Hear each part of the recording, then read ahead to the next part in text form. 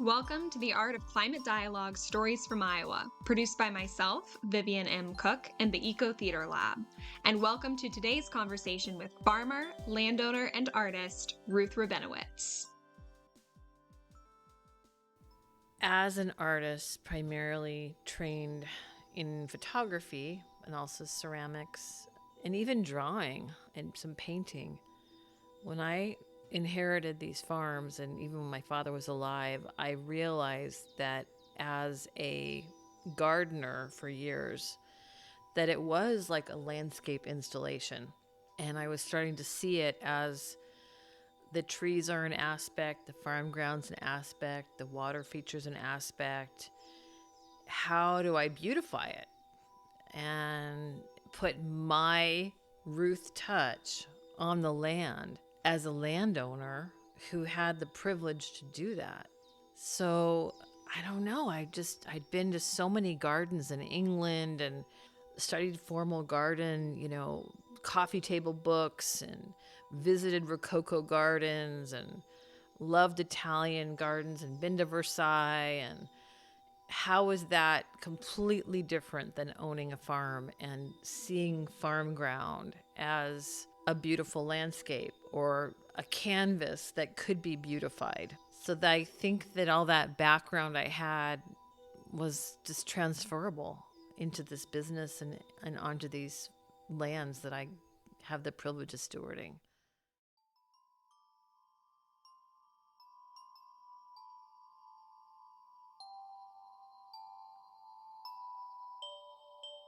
Addressing climate change is urgent. But in order to move toward action, we first have to find ways to talk about climate change with one another.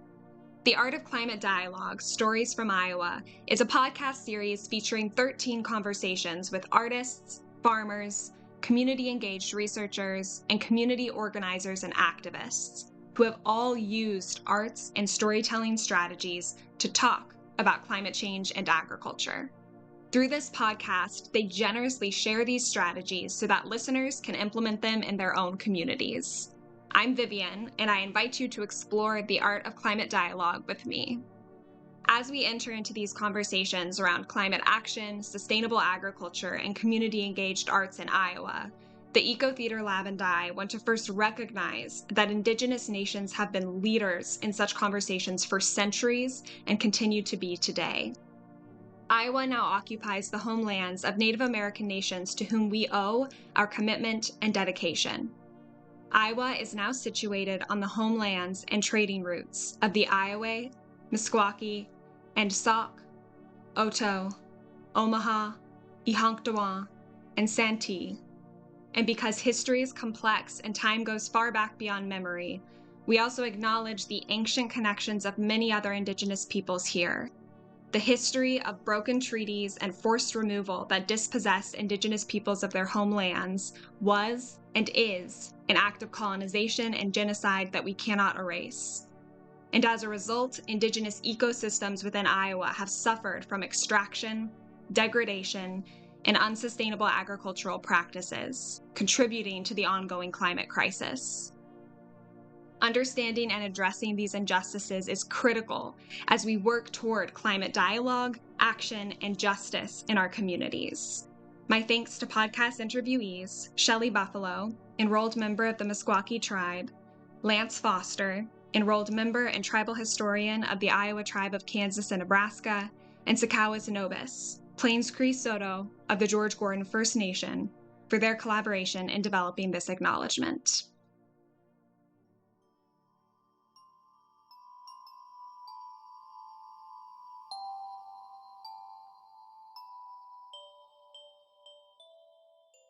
Ruth Rabinowitz was born in Michigan, raised in Arizona, and has lived for over 30 years in the Bay Area of California.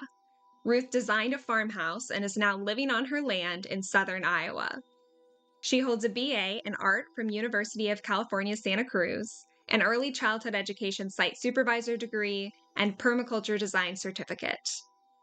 When Ruth was a young girl, her father, David, began purchasing farmland in the Midwest with an aim to pass these farms to his two daughters. Without being raised on a farm, aside from the urban 1-acre Arizona garden her family owned, Ruth stepped into the role as farm manager of the family land in Iowa and South Dakota in 2012. She learned the farm business and caring for farmland from soup to nuts, primarily through studying the web, engaging with NRCS and FSA offices, and attending farm conferences and field days. She is a member of Practical Farmers of Iowa, Women Food and Agriculture Network, Climate Land Leaders, Xerces Society, Pheasants Forever, Iowa Farmers Union, and Environmental Defense Fund. Her art includes travel photography, portraiture, wheel and hand-built ceramics, interior design, and landscape design and installation. Ruth's newest art form is wood farm signs, embellished with names of farm locations and carvings of the plants and animals that live on the farms. I had the opportunity to visit Ruth at one of her Iowa farms, and I'm excited to share our conversation with y'all today. Thank you for inviting me to your farm today. You're welcome. It's really wonderful to be here, and it is really beautiful. So you've described the work you're doing on your farm as an artistic installation. In your view, how does this artistry of your farm work connect to climate resiliency? I think they're intertwined, because as you listen to the land, connect with the land, understand and educate yourself about no-till practices and cover crops and retention of water, this amazing resource that comes from the sky that we just can't push a button and get. We need to grab it and get it with rain barrels and swales and rain gardens and percolation into the soil, that it's all connected and it's not separate. And the land wants us to be able to resolve climate change. It wants to help us. We know that planting trees to sequester carbon is one of the number one things we can do to turn it around. And we know that, in Brazil and the Amazon, the lungs of the planet are being slashed and burned and used for crop ground. And we understand that. So as we in the Midwest or other places in the States plant trees and shrubs, we're really helping climate change. And we're beautifying the land. And we're creating habitat for birds and everything else and food. And it's all together. It's not separate items. They're all together. And it sounds like you have approached that work as a design process, as fundamentally, a work of design and artistry, is to figure out how do we bring these elements into the landscape and diversify it in conversation with the land. Yes, it really goes to the background of my father was kind of this visionary man who was raised in the Great Depression and was brought up pretty darn poor in Camden area of New Jersey. And one of his first jobs was a gardener, or helping a gardener on a truck or something. So we always had these landscapes in my life with chickens and an orchard and all these things growing up, even in a residential area where the neighbors weren't happy about roosters growing next door. Right. So being brought up that way, and then understanding that he didn't have the time as a doctor to drill down into what no-till was and planting trees and all these things that he was doing. It was an investment. He had a passion for it. As it transferred to me, the next generation, I got to put my flair, my stamp, my woman's touch, my artistic touch, me, all the passion that I had for all the gardens in my life and all the landscapes in my life. It was like, here's this canvas that has been it's a fixer-upper. Actually, all the farms were fixer-uppers. They came in rough, like a hunk of clay out of a bag. Here you go. What are you going to do with it? And that's really how I thought about it, was like, geez, well, I can't really mess this up too much because it's already pretty messed up. Oh, no. So it was really like, well, I'm not too scared of this because I know there's big problems. And I know that I can steward this to solve these problems. And while I'm at it, let's make it pretty. While I'm at it, let's think about putting in trees. Let's think about putting in prairie. Let's think about cleaning up the water. How can the government help me? What grants are available? How can the nonprofits I'm involved with help me? And it was really like, just this opportunity of a lifetime of like a vocation and an avocation all at once, all together. It's wherever I wanted to take it. Really, the sky was the limit. And it was overwhelming, absolutely overwhelming to not just have a backyard of a house that you just bought, okay, with a fenced yard. This is what you have. This was like large scale, complicated landscapes with deep erosion, ponds that hadn't been cleaned out or ever, 30 years, silted in, 40 years, no records of the building process. I mean, it's just been unearthing delayed maintenance and what previous owners were doing. And then it kind of went to the wayside, and then picking up the pieces of this jigsaw puzzle and going, and how do I listen to the land, put my artistic stamp on it, and move this forward to help with climate change? Let's reverse climate change on these particular lands that I get to have a say about. Because there aren't a lot of people that get to have say about large landscapes. It's a very amazing opportunity, and it comes with a deep responsibility, and I think a land ethic that Aldo Leopold talks about. And knowing that, I wasn't like 20 years old when I got them. I was a little bit older, and that this is really for the future. I'm going to realize and see some of these trees in my lifetime get fairly large, but not like they're going to be in 100 years. And that's what's the age of some of these trees that are going to be that I've planted. They will be able to be here that long. So it's the biggest thing I've ever done in my life. I mean, this is it. Can you tell us more about how your farms have been transformed in the past several years? You talked about all these problems and how, in a way, there was freedom in knowing that you couldn't mess it up too much more. But what progress have you made with planting these trees and prairies? So when I started off in 2012, I was managing all 12 farms. My sister has 6 and I have 6, and I've sold one to build this house here. So I have 5. While I was taking care of my sister's farms, which was a partnership, Dad was alive and we were all together in this together. I was able to get grants and create 2 1-acre ponds, clean up the terraces with trees growing in them. I think there's about 25 conservation grass waterways that were put in on various farms. Some farms got 3, some farms got 1, some farms got 7. They were all lacking. There was hardly any grass waterways anywhere. I doubled the amount of conservation ground. So I ringed each farm in almost a frame of a 30-foot buffer, quail buffer or pollinator buffer, basically a flower and grass buffer that encircles the farms, either on 3 or 4 sides, depending, but at least 3 sides. And that adds corridors for all the quail and pheasant and deer to be able to nest and have their broods and lay eggs and eat. And then it's habitat for all the bees and butterflies. And it's a place for the landowner to walk. And so we went from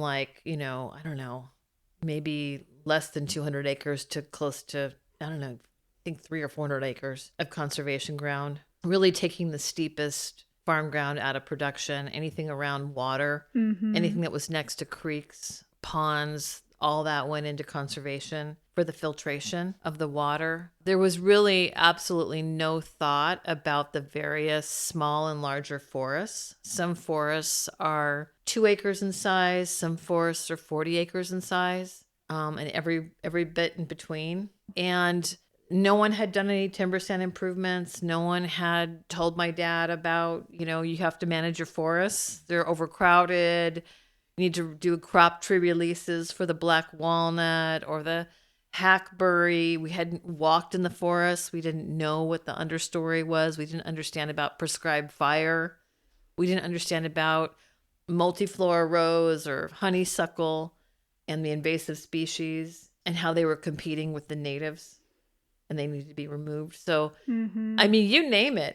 It's just been really a complete overhaul and a deep dive, acre by acre, as much as I am doing currently. Right.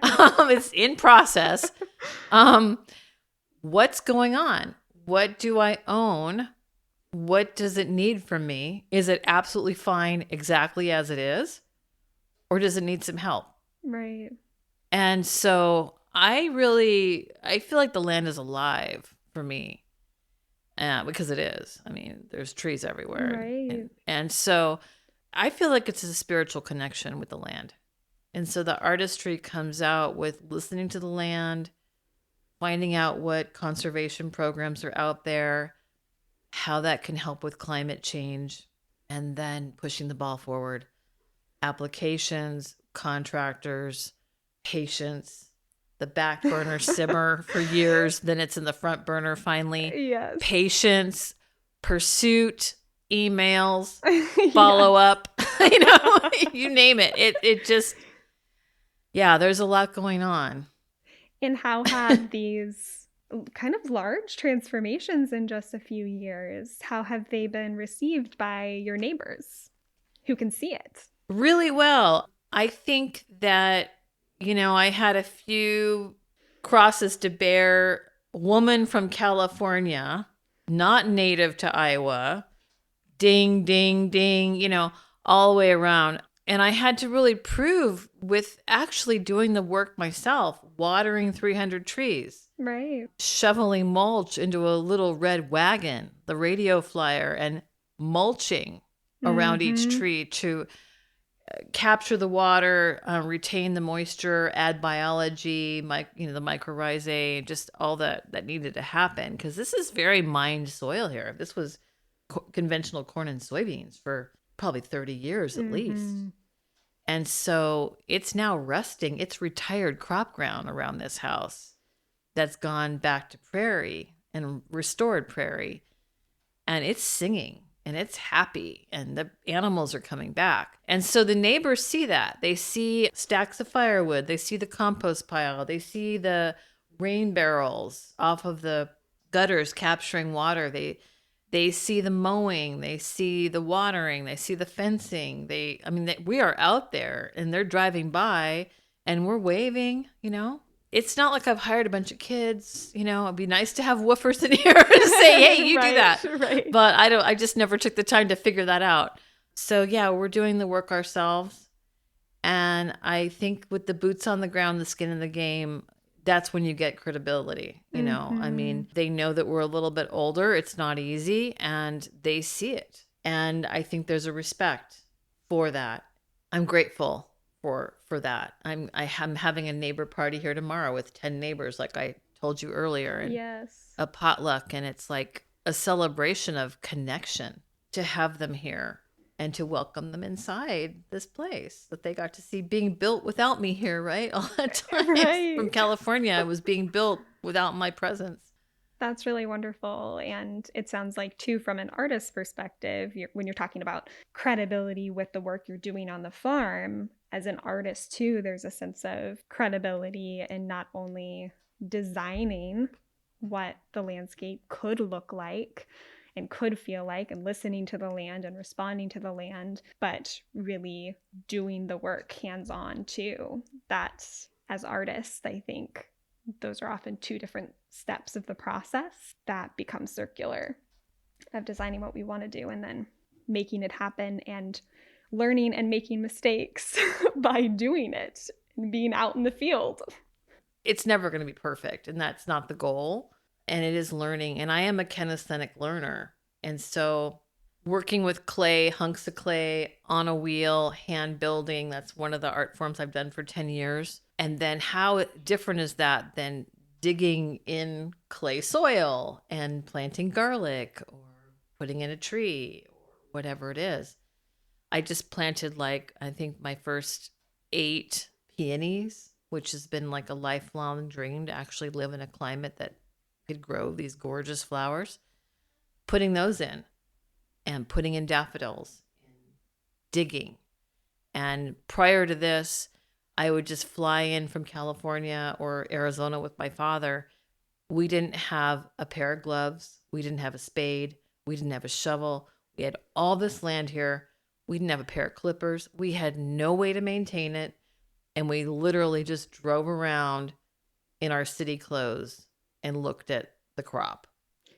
when the corn was super tall in August and we were locked out of the field. Like, you can't walk in there. And so this is a totally different experience than how I was raised to look at these farms, because I'm in here now in all the seasons and I'm actually digging holes and adding soil amendments and fertilizing with rain barrel water, with fish emulsion and seaweed and a, a watering can. I mean, it's just like the opposite of how I was raised.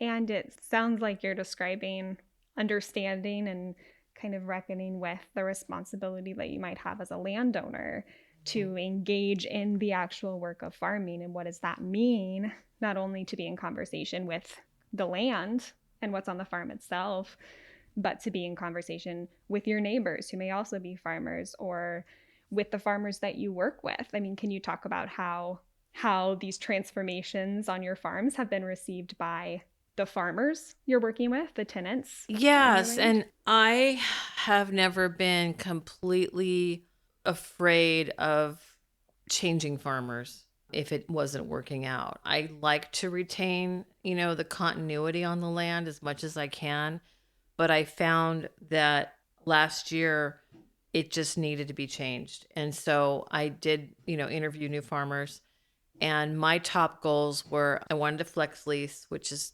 not really an artistic pursuit, but it's a monetary lease that follows the commodity market. And I wanted no-till and cover crops. And I was getting pushed back with my current tenants on that for various reasons. It was just out of the question, or just sky high prices, or whatever it was. And these farms now all have no-till and cover crops. To be able to drive around and see this green blanket of oats and rye armoring the soil, creating a whole different biological activity than the corn and soybean that they've had for 30 years, is really a high moment for me, because I know it's the right thing to do. I just am too educated not to know that in my heart of hearts. And so the tenants and I are really on the same page. I think that it's a total win-win. They're excited to be on land with hopefully a landowner that's excited. And, I text them, I email them, we talk, not too much. I don't bug them too much. But it's a conversation. And they can talk farmer talk to me. Like I can talk the language now. They don't have to dumb anything down for me. And I order my own seed. I order my own fly on. They don't have to do much but terminate the cover crop, unless it's automatically a winter kill cover crop. That's climate change right there. I mean, that just the fact that they're not doing passes with more tillage, more gasoline, more ethanol, that saves a lot.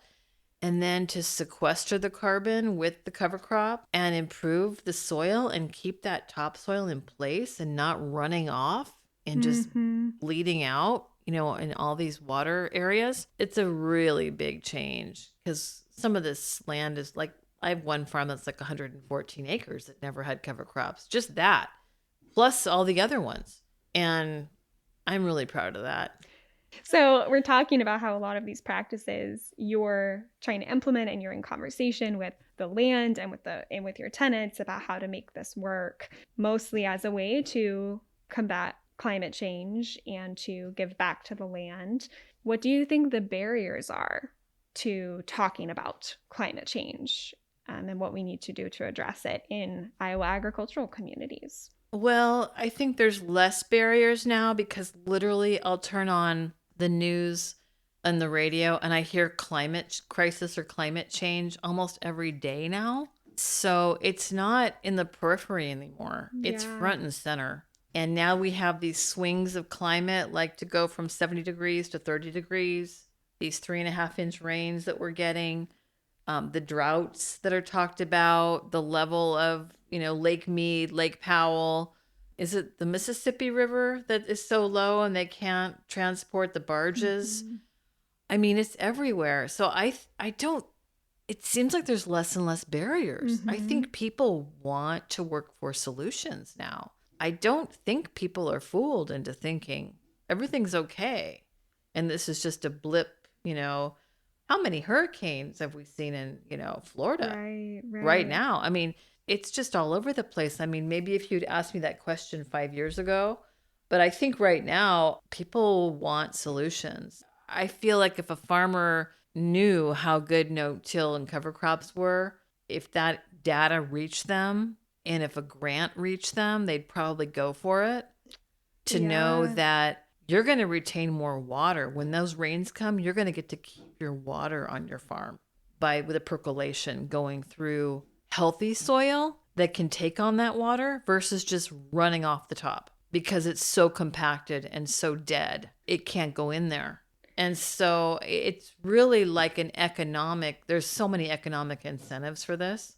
And you've talked to me a little bit about how you've tried to play a role in making sure, one, you take advantage on your land and with your tenants of those economic incentives and of those opportunities, and that you make sure other people know about them. So how has the artistry of your own landscape led to conversations about climate action and policy, particularly with the farmers who rent from you, from contractors who come out to visit and help you implement some of these practices? I think people are drawn to beauty, whether it's a home and garden magazine, home and garden, TV show on flipping houses. We know the magazines, the glossy covers. We want beauty in our lives. We're drawn to beauty. We're drawn to fashion. We're drawn to color, texture, form. So by photographing prolifically the land before, during, after, in process, putting that on Instagram, Facebook, I'm putting it out there of the before and afters. That's making a change. That's creating conversation on those social media sites. That happens more than people calling me on the phone or texting me. I'm getting more like Facebook messages or Facebook comments from all kinds of farmers that I respect and love all around me in Iowa. And they put their 2 cents in. Oh, why don't you try this thing or that thing?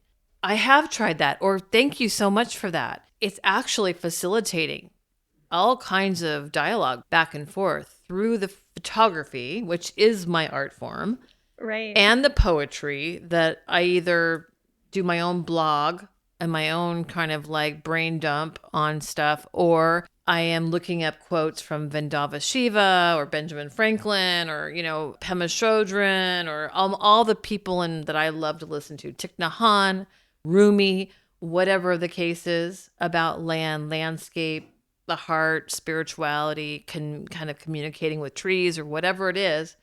Put that out there with the photographs that make sense. And then people are commenting and people are looking at it and saying things about it. And yeah, it's happening. Yeah, you've talked about this work that you do on social media of sharing your photography and then sharing the changes in your landscape and what you're doing with climate action. You've talked about that work as like a public journal, right, that you share with people, which I think is a really lovely way to think about it. Can you talk more about how these journals help facilitate climate dialogue? Yeah, I really try to capture daily or every few days while I'm in Iowa what's going on, how I'm trying to move things forward with the climate change, with how I'm planting trees, watering trees, adding buffers, widening the CRP or state cost share grass waterway back, reseeding areas. It's like I'm doing it. So the actions speak louder than words. And so it's like, here's the action.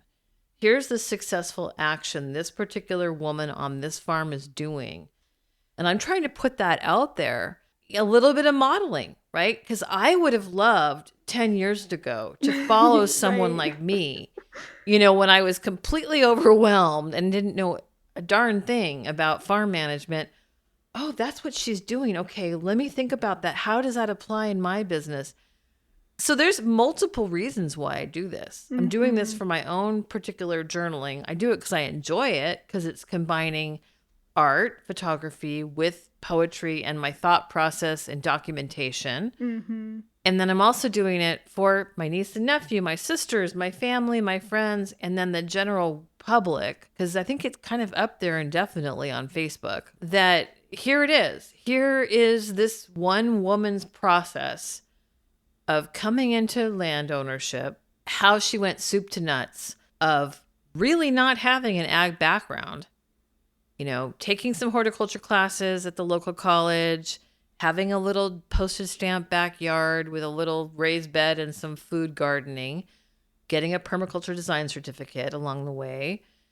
And then boom, she's managing large tracts of land and moving the ball forward with no-till cover crops, getting farmers to buy in, getting new farmers, planting trees, and on and on and on. And so I just think, why not document it? Why not put it out there? And I think the climate change part of it, the climate crisis, turning it around for the climate is just automatically there by what I'm doing. And that this documentation is not just documentation, but it's a story, right? That it's not just what you are doing, but why you are doing it, and how you are doing it, and what the effects of it are, and what you're already seeing, not only in the land itself, but in connections that you're making with people through these platforms by sharing these photographs and by sharing these stories. And then, also in the landscape itself, that it's beautifying and you feel like you're talking to it, right?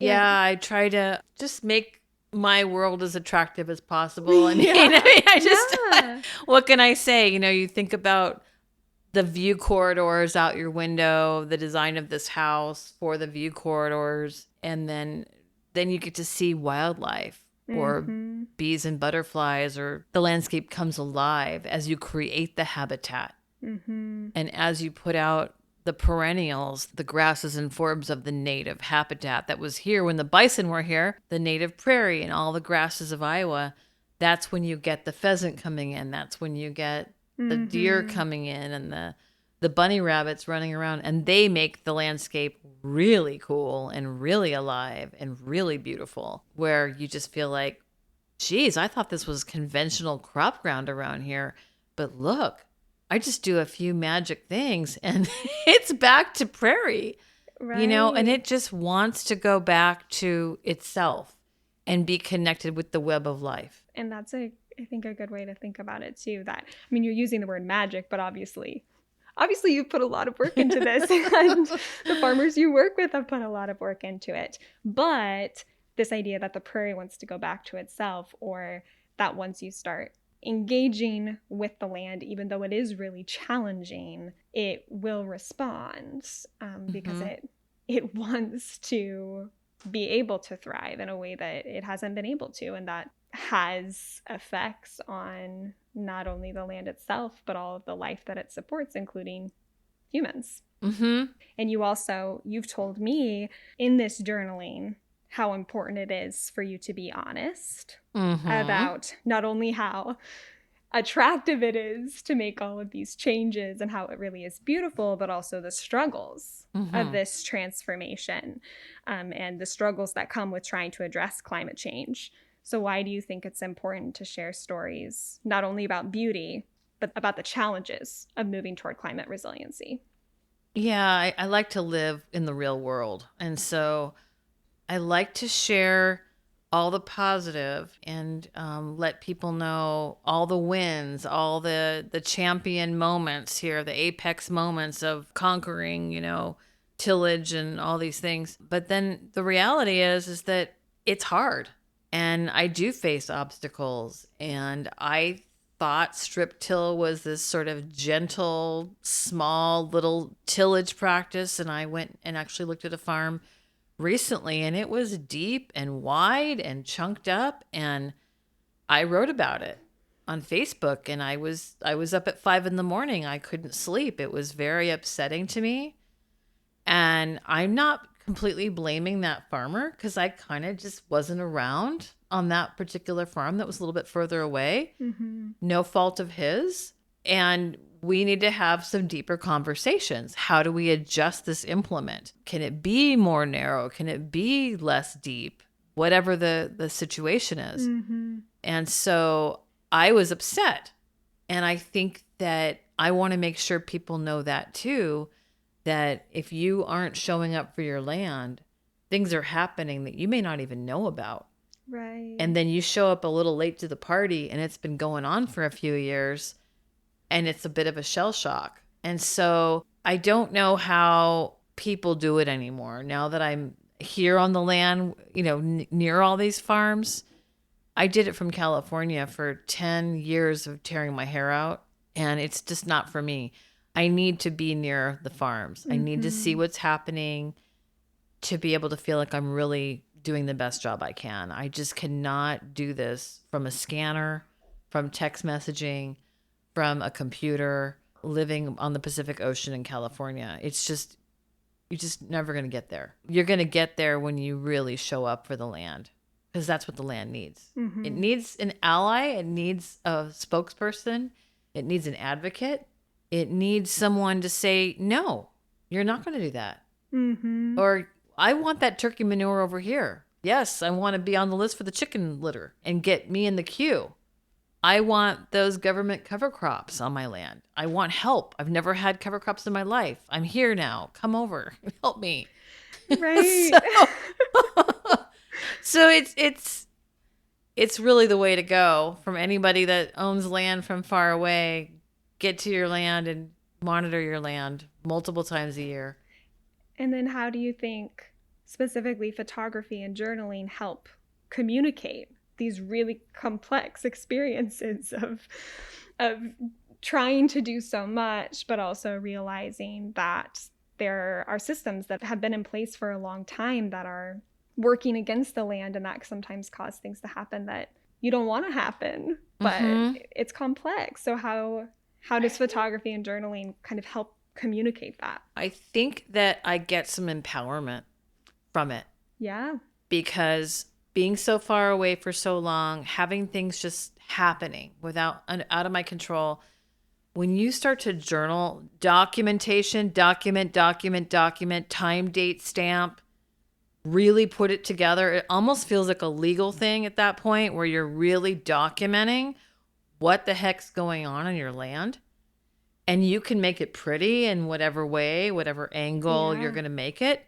But really, it's a living, breathing journal of documentation for you to understand, this is the baseline and this is where I want to go. And I am not happy with the baseline and I want to move it in the right direction. And so it gives me kind of a muscle of knowing where I am in time and space. Because when you have large swaths of land, large scale land, it's super overwhelming.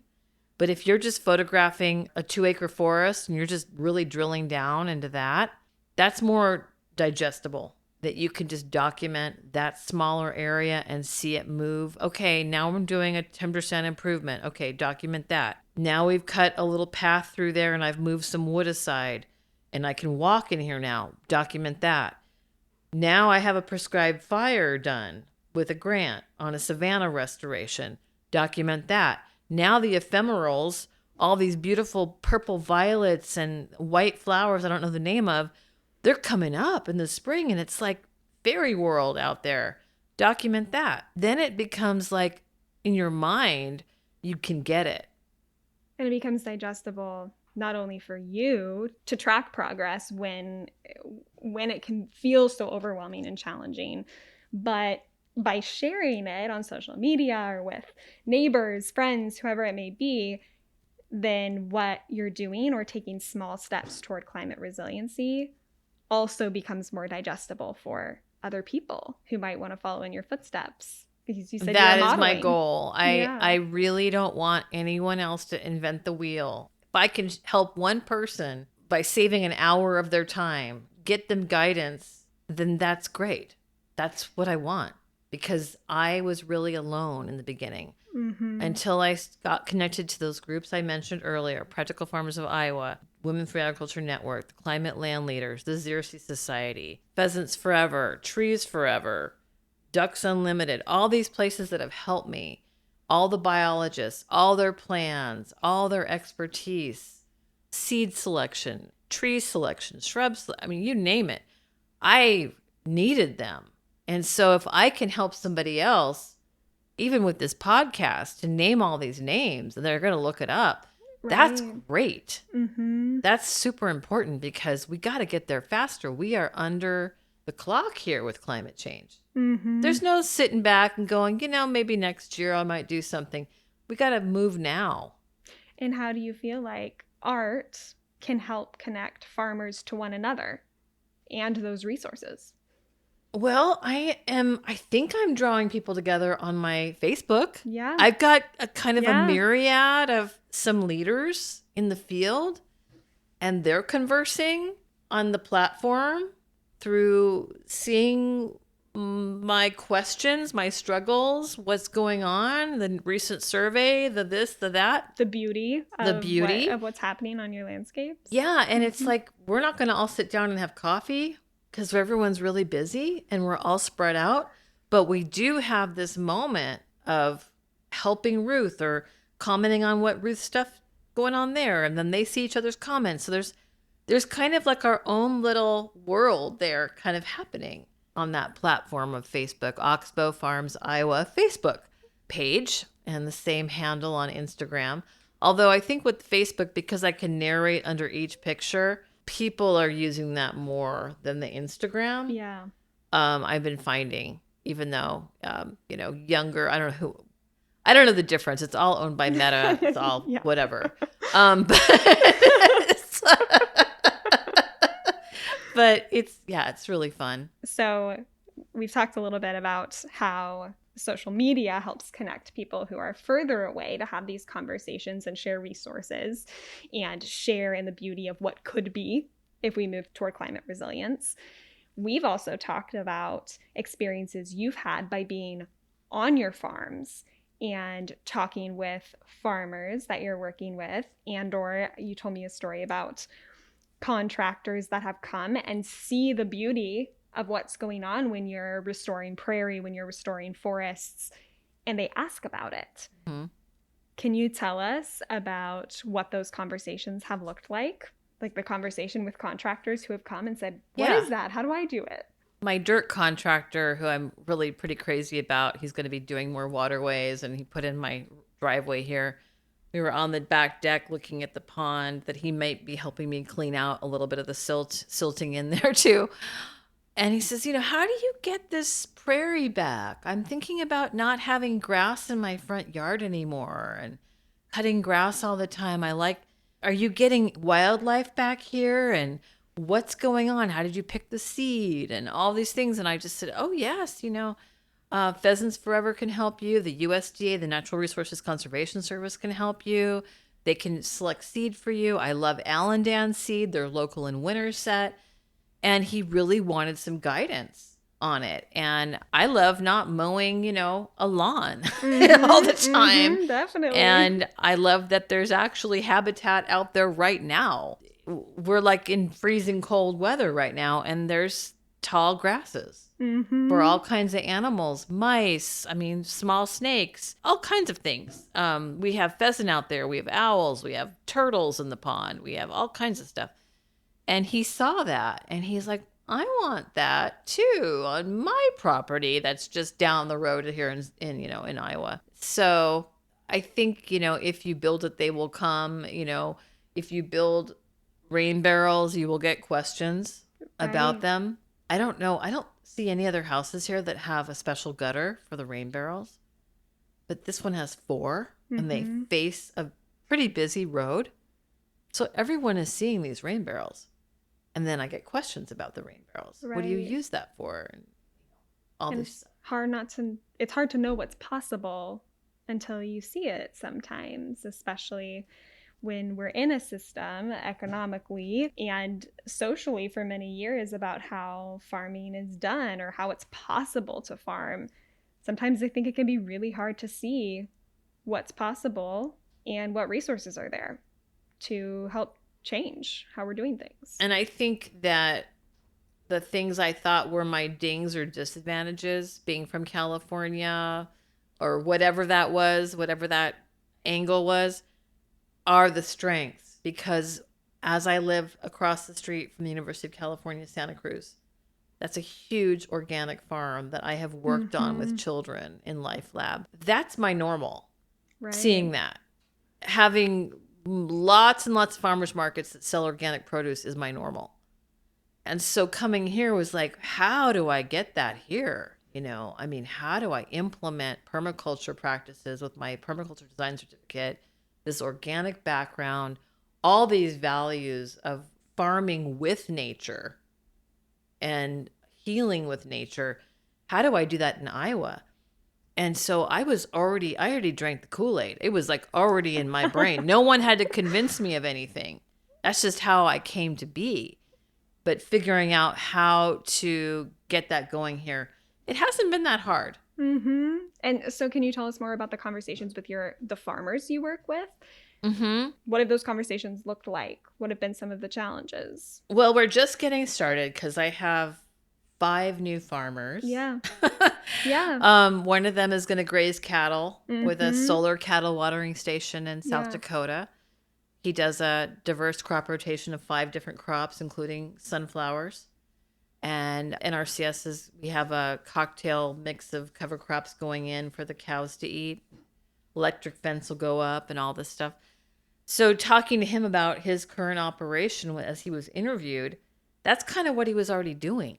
And so bringing him on board was he already understood diversification in crops, cover crops, bringing in the livestock, the value that livestock bring to the land, the manure, the urine, the saliva, the hoofs, the biology of the missing bison that have been eradicated. The conversations in southern Iowa was looking at the resumes and then meeting with the farmers at their home or operation and saying, my bottom line is no-till cover crops. Are you good with that? If so, you kind of got the job. Right. And then, yes, I have experience. It's not my first time. I believe in them. I see the benefit. Oh, what benefits do you see? And hearing, weed suppression, and I think it's great, and I have less weeds with cover crops, and I see more infiltration of water and less wet spots in the field, and I can get in there earlier because there's been some roots there. Mm-hmm. And letting them show me that they understand about cover crops and no-till as well. And even from all that you're explaining about being here in Iowa, engaging with the land, engaging with the people who are working with you on the land, that there is kind of this progression from the artistry and beauty that could be that leading into conversations about how do we get there, and then figuring out resources, because it sounds like you've kind of made that progression yourself that leads to, okay, where can I get money to help with this? Because that's a huge challenge, right? But through all these organizations and through your own research and then through conversations with your tenants, it sounds like you've identified real economic resources that can help make this happen, that can help make it possible. Yes. And I've tried to set my rents on the lower side with a flex lease so that there isn't big hardship on the tenant to come up with top rent with their banker.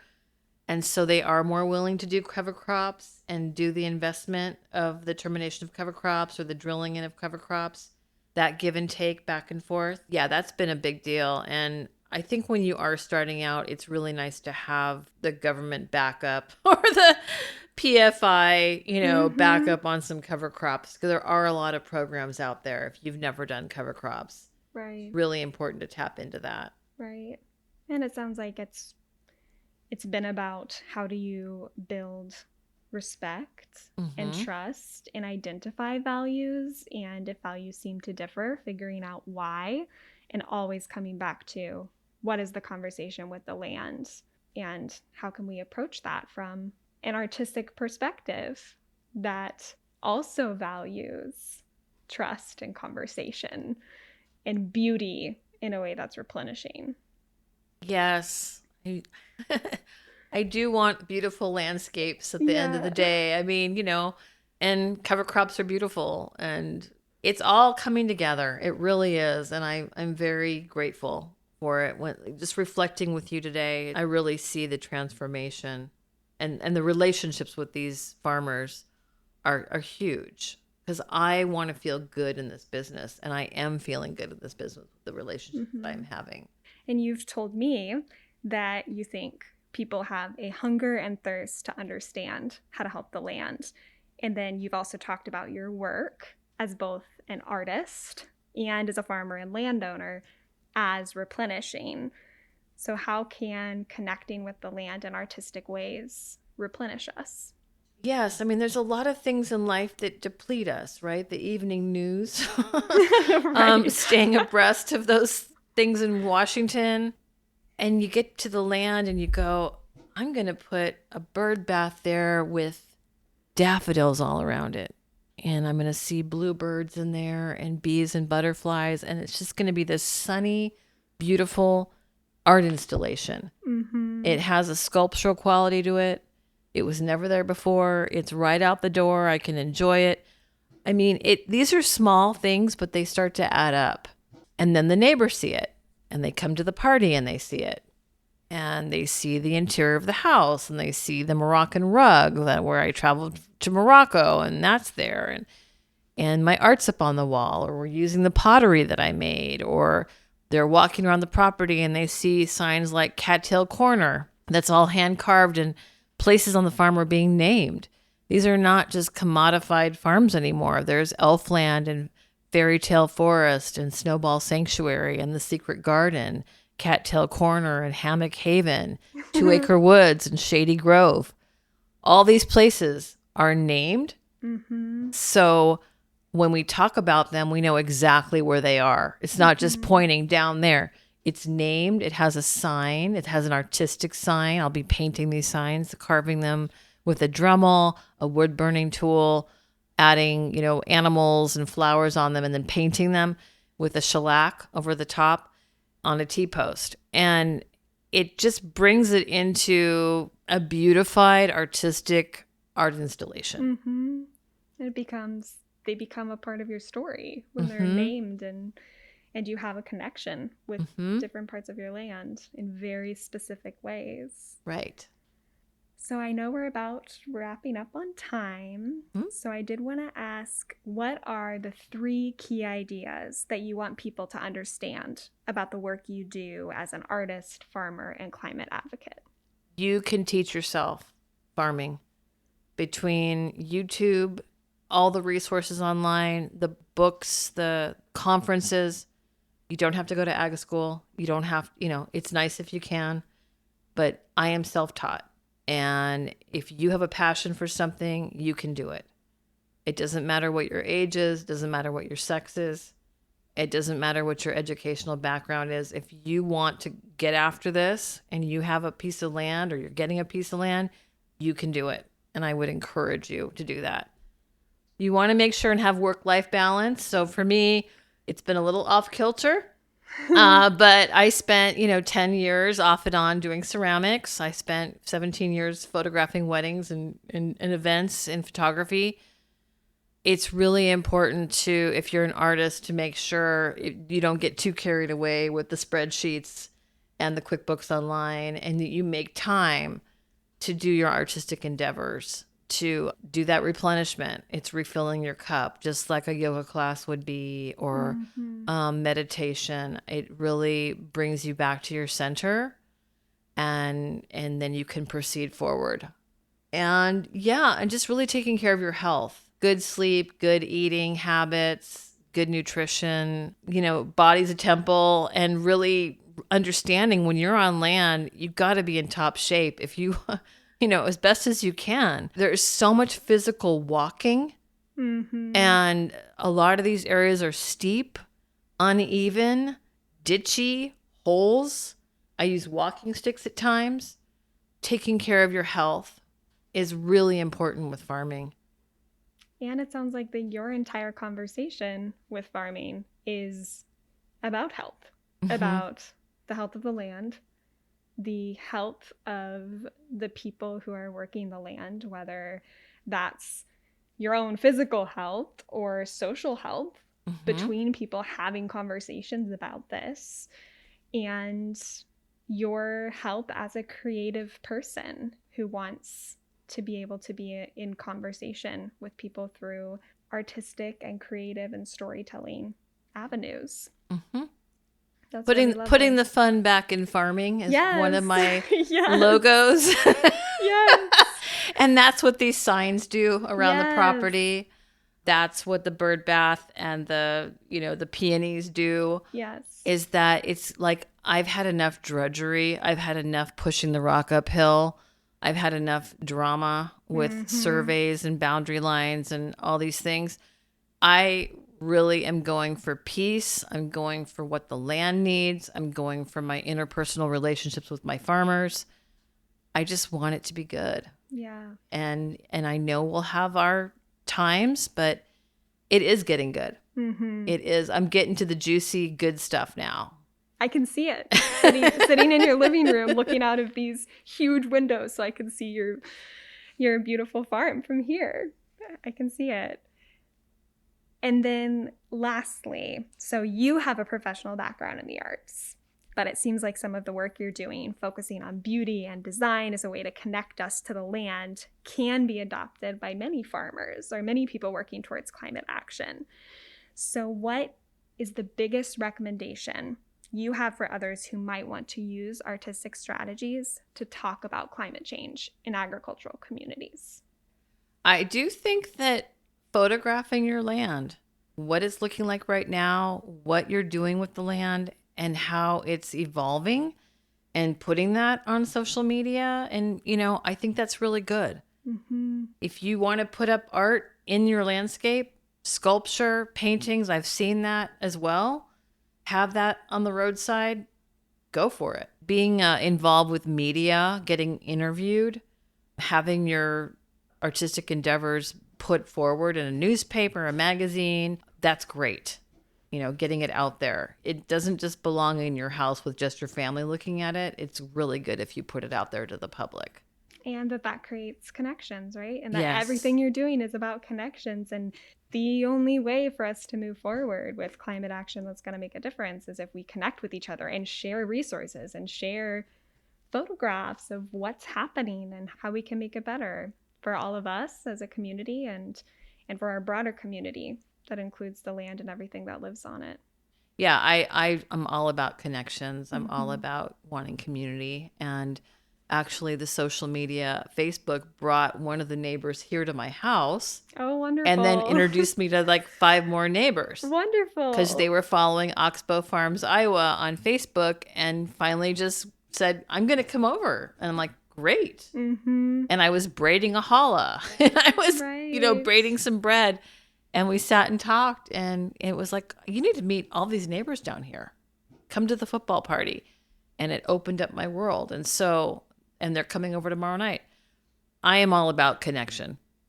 Speaking of which, before we leave today, how can people connect with you and your work? Can you repeat again your platforms and how people can connect with you? I'm on LinkedIn as Ruth Rabinowitz with Oxbow Farms, Iowa. And then on Facebook, it's Oxbow Farms, Iowa. Instagram is Oxbow Farms, Iowa. Those are the best ways. Wonderful. And then I can get messages in those platforms. Well, thank you so much for talking with me today and again inviting me to your beautiful home and farm. And thank you for sharing about the work that you do. It was my total pleasure. Thank you. Thank you for listening to the Art of Climate Dialogue, and we hope you'll listen to the rest of the series. More information about podcast interviewees is available at ecotheaterlab.com.